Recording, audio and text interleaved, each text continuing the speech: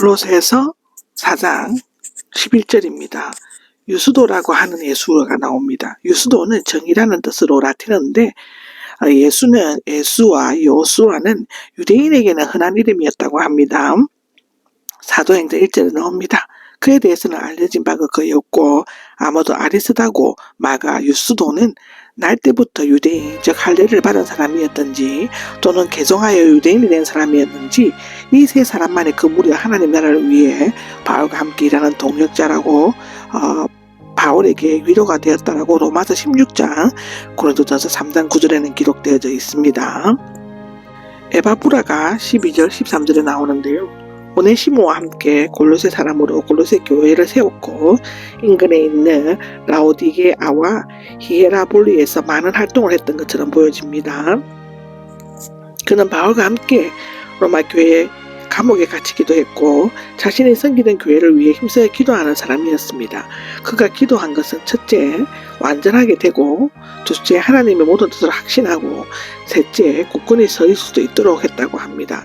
여기에서 서 있다는 수동태로서 하나님께서 세우는 것을 나타내는데 당시 이단 사슬이 난무하고 극심한 박해가 닥쳐올 때 무엇보다도 중요한 것은 굳건히 믿음 위에 서 있는 것이었다고 합니다. 열심히 기도하고 있습니다인데 이 열심히는 경기장에서 최선을 다해 싸우는 것을 나타냅니다.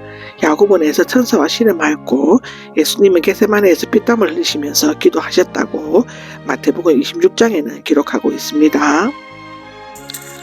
데마가 14절에 나옵니다. 데메드리우스, 데모크리토스, 데모크리네스 등의 생략형인 것 같은데 누가는 사랑을 받는 이라는 수식어가 있지만 그에게는 이름만 소개되고 있습니다. 그는 바울의 동역자 중에 포함되어 있지만 마지막 기사와 적혀있는 디모데후서 4장 10절에서는 데마는 이상한 사랑했기 때문에 나를 버리고 데살로니아로 갔다고 언급하고 있습니다. 라디오게아에 있는 형제들과 눈바와 그 여자의 집에 있는 교회라고 하는데 라오디게아는 골로새서에서 16km 떨어진 곳에 위치해 있었습니다. 눈마는 이름만 기록된 것으로 라디오게아 교회 또는 그 일부가 그 여자의 집에서 모이고 있었기 때문이었던 것 같은데요. 눈바가 남자인지 여자인지는 사본에 따라 차이가 있습니다.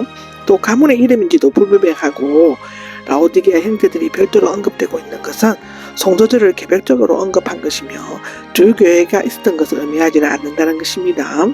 당시에는 교회 건물을 세우지 않고 그 지역의 유력한 지도자나 성도들의 집에 모여서 그것을 교회라고 불렀다고 합니다. 사도행전 12장에 나오고 고린도전서 16장에도 나옵니다. 이 편지를 읽고 난 다음에는 바울은 받은 서신을 서로 돌아가면서 여러 개인과 교회에서 읽혀지도록 명하였습니다.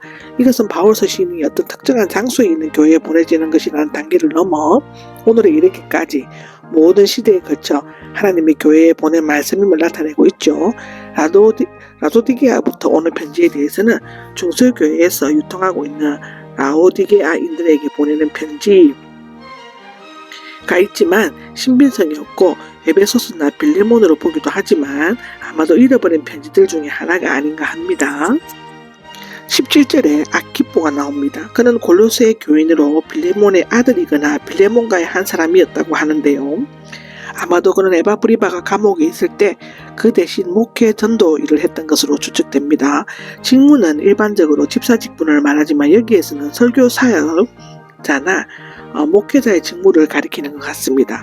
아키포에게 직접 말하지 않는 것은 교회를 통해 격려의 말을 함으로써 교회가 아키포의 권위를 동시에 높이려고 했기 때문인데요.